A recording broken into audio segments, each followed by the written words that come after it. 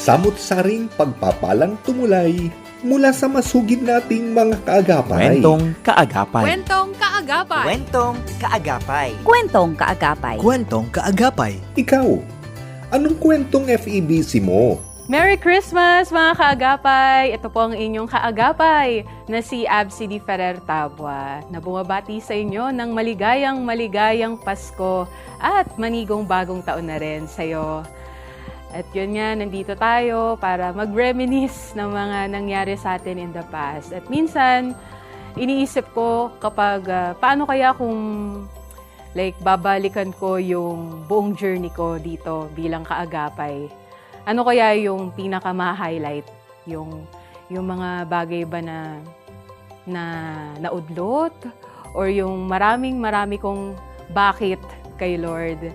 Pero habang binabalikan ko yung lahat, napapangiti ako. Kasi sa bawat area ng kwento ko, may palaging constant at may isang palaging nandun. At yun yung kamay ng Panginoon at yung pagkilos niya. So, bago pa man din, nagsimula ang lahat.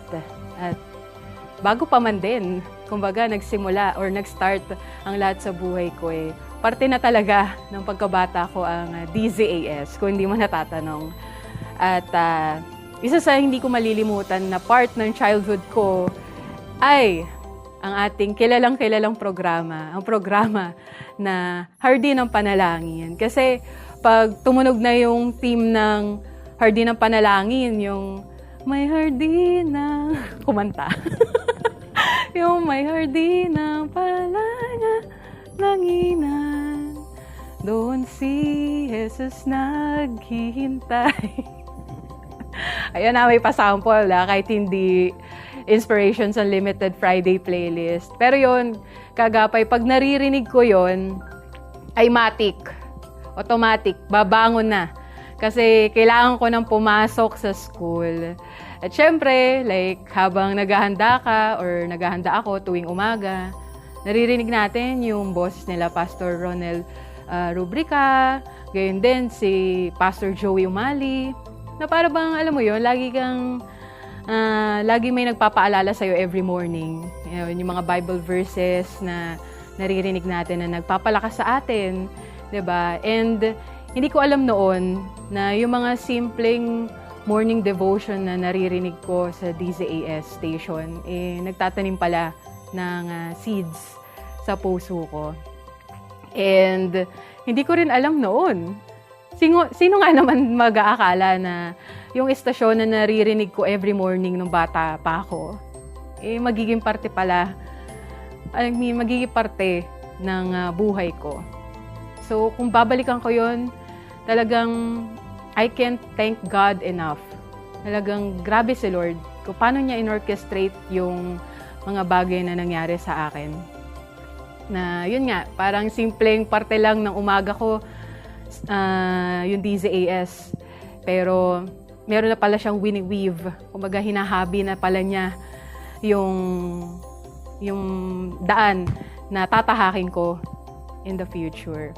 Then, fast forward, nung college na ako, ito na yung maraming requirements, marami ng ganap, kaliwat kanan. Pero hindi pa ito yung real world. Kumbaga, syempre college, nag-aaral ka pa. Pero ito yung season, kaagapay na akala ko ayos na ang lahat. Ang dami kong plano, nakaset na, parang inilatag ko na kasi kiniklaim ko na, gagraduate ako on time. Then, pagka-graduate ko, planado ko na makakahanap ako agad ng work. Na, alam mo yun, masasabi ko, finally, ito na yon. Nandito na tayo, sumakses na tayo. Pero, hindi ganun yung nangyari. Hindi ganun yung nangyari, kaagapay. And, ito, for the nth time, share ko ulit sa inyo, yung story ako kung paano ako nadala sa FEBC. Ayun nga, dahil na-delay ako ng graduate. Dahil kulang pa yung OJT hours ko at hindi ko pa natapos. And yun, yung mga bagay na inaasahan ko, hindi siya natupad sa timeline ko. And at first, sobrang nalungkot talaga ako. Na-down ako that time. And at the same time, parang nahihiya ako na feeling ko para akong, alam mo yun, para akong naging talunan, para akong na-lost. Kasi parang na-discarril yung mga gusto kong mangyari sa life ko noon. Para akong naligaw. Kasi lahat ng kabatch ko nag-move forward na. Tapos ako para akong na-stuck. And doon ako napatanong kay Lord na, Lord, bakit po ganito? Like, may plano po ba kayo sa akin? Kasi right now, hindi ko po talaga alam gagawin ko. Hindi ko alam kung saan ako magsisimula, like, anong gagawin ko, anong next step ko. Kasi parang nawala talaga ako. Pero kahit hindi ko siya maramdaman noon, gumagalaw pala talaga siya behind the scenes. Like, hindi niya ako pinabayaan. Like, tahimik lang niya na tinatahi yung mga pangyayari para dalhin ako doon sa tamang lugar at doon sa tamang panahon.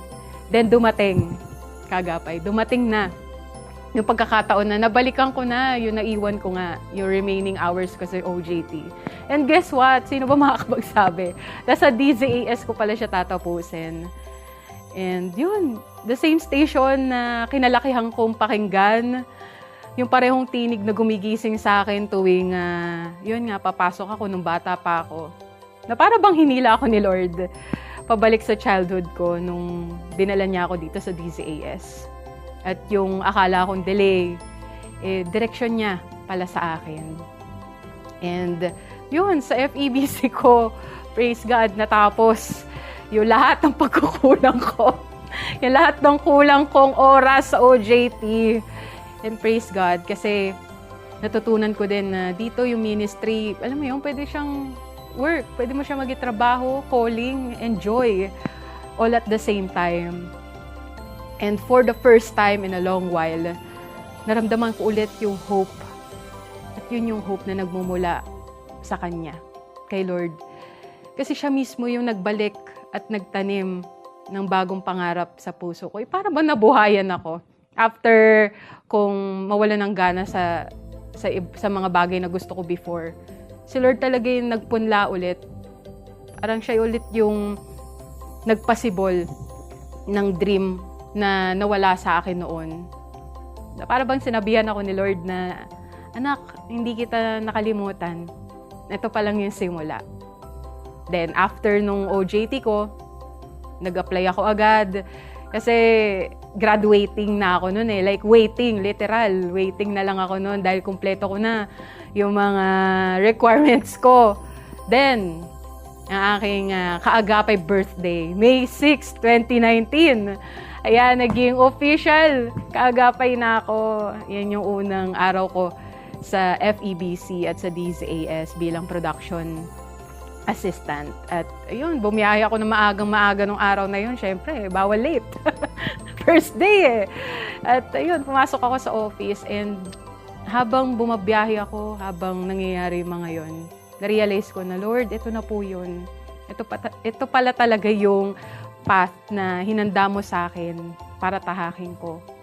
And yun, sa araw-araw kong pagtatrabaho, talagang naranasan ko yung guidance niya, naranasan ko yung sustenance ng Panginoon sa lahat ng ginagawa ko dito.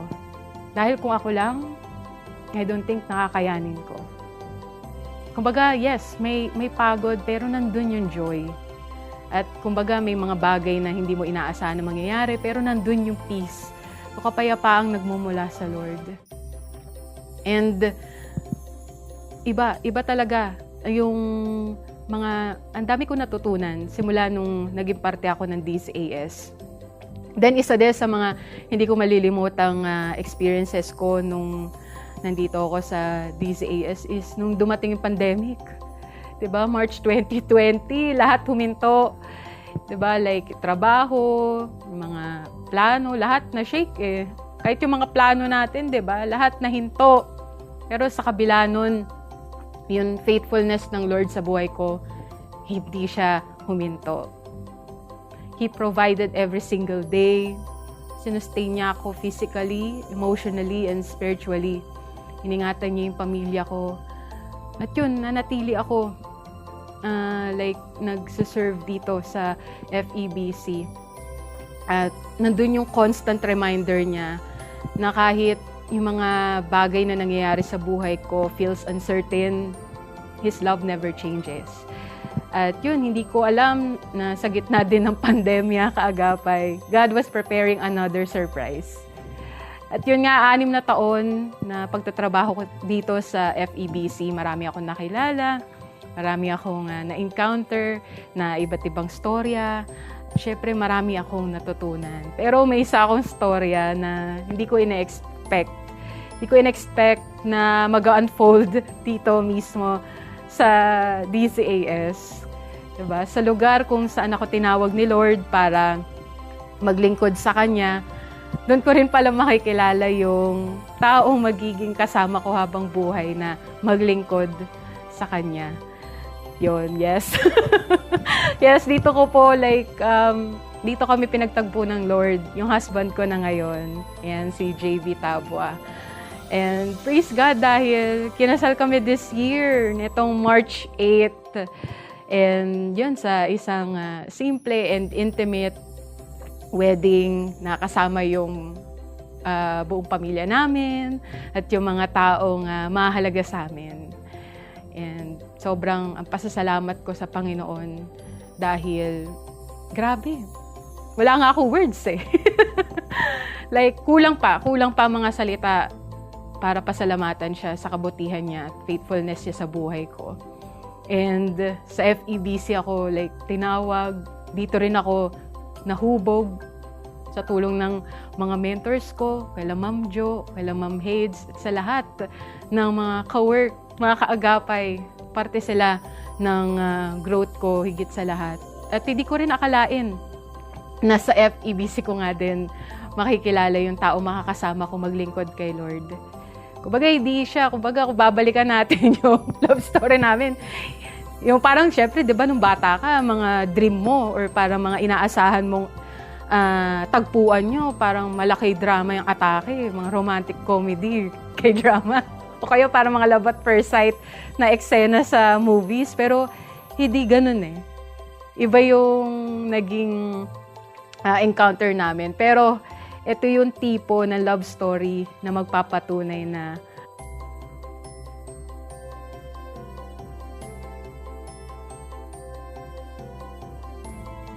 God writes better love stories than we ever could. At kapag napapa-look back ako sa mga naganap sa akin before, sasabi kong everything makes sense. Yung simula nung pagkabata ko, yung nakikinig, napapakinggan ko yung Hardin ng Panalangin, na parang nagiging alarm clock ko na siya. Or yung pagka-delay ko sa graduation. At yung pagpasok ko dito sa FEBC bilang intern nung una, then eventually naging empleyado na din. At yun, kung paano ko nakilala yung mga taong naging instrumental sa kung sino ako ngayon. Mga taong ginamit ng Lord to bless me. At talagang kung titignan ko siya ngayon, para siyang binuong puzzle na makikita ko na lahat yun ay may purpose, lahat yun ay nakalinya, lahat yun ay nasa timing ng Panginoon. Kumbaga walang nasayang kaagapay. May mga times na may mga questions ako pero walang nasayang. Lahat nagtugma-tugma, leading to where He wanted me to be. At ngayon, kapag tinitignan ko yung relationship na meron ako, yung asawa ko, pamilya ko, and yung journey ko dito sa FEBC, isa lang masasabi ko, na Lord, sobra mo akong minahal.